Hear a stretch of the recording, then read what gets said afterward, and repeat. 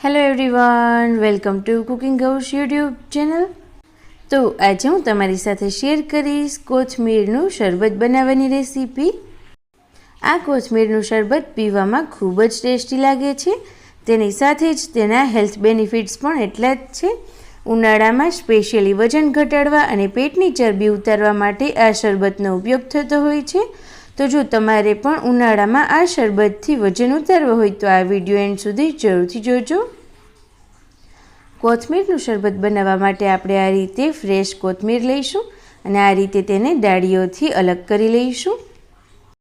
ઉનાળામાં આ કોથમીરનું શરબત પીવાના અનેક ફાયદા છે। તમારા બોડીને ડેટોક્સ કરી દેશે, અંદરથી એકદમ સરસ રીતે ક્લીન કરી દેશે અને સ્પેશિયલી જે લોકોને ફેટ ઓછો કરવો તેમના માટે આ ડ્રિંક ઉત્તમ ગણાય છે। તો તમે જોઈ શકો છો મેં અહીંયા બધી જ કોથમીરને અલગ કરી લીધી છે। ત્યારબાદ આપણે થોડા ફ્રેશ લીમડાના પાન લઈશું। ત્યારબાદ અડધા ઇંચ જેટલો આદુનો ટુકડો લઈ અને તે એડ કરીશું અને આ રીતે કટ કરી અને તેને પણ આ બાઉલમાં એડ કરી દઈએ। હવે બધું આપણે એકદમ સરસ રીતે પાણીથી ક્લીન કરી દઈશું। તો બધું સરસ રીતે ક્લીન થઈ જાય ત્યારબાદ આ રીતે મિક્સરનું જાર લઈ અને તેમાં આપણે એડ કરી દઈશું કોથમીર, લીમડો અને આદું।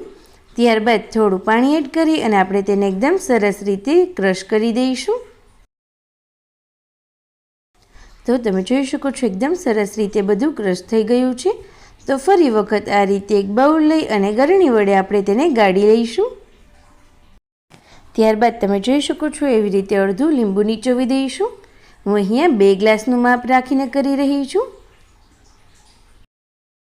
ત્યારબાદ હવે આપણે મસાલા એડ કરીએ।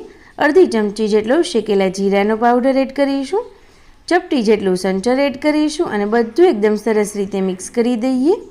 તો તમે જોઈ શકો છો આ રીતે બધું મિક્સ થઈ જાય ત્યારબાદ આપણે તેમાં પાણી એડ કરીશું અને ફરી વખત આપણે બધું સરસ રીતે મિક્સ કરી દઈએ। તો તમે જોઈ શકો છો કોથમીરનું એકદમ ટેસ્ટી અને હેલ્ધી શરબત બની અને તૈયાર થઈ ગયું છે। મેં અહીંયા તેમાં રૂમ ટેમ્પરેચરવાળા જ પાણીનો ઉપયોગ કરેલો છે। જો તમારે ફક્ત શરબતની જેમ પીવું હોય તો તમે ઠંડા પાણીનો પણ ઉપયોગ કરી શકો છો। તો જો તમે પણ આ રીતેનું ટેસ્ટી અને હેલ્ધી કોથમીરનું શરબત ક્યારેય ના પીધું હોય તો આ ઉનાળામાં એક વખત ઘરે જરૂરથી ટ્રાય કરજો। ઘરમાં બધાને ખૂબ જ ભાવશે અને તમને મારી આ રેસીપી ગમી હોય તો પ્લીઝ આ વિડીયોને લાઈક કરજો, તમારા બધા જ ગ્રુપમાં શેર કરજો અને ચેનલ ઉપર હજુ સુધી નવા હોય તો રેડ બટન ઉપર ક્લિક કરી અને ચેનલને સબસ્ક્રાઈબ કરી દો। Thank you.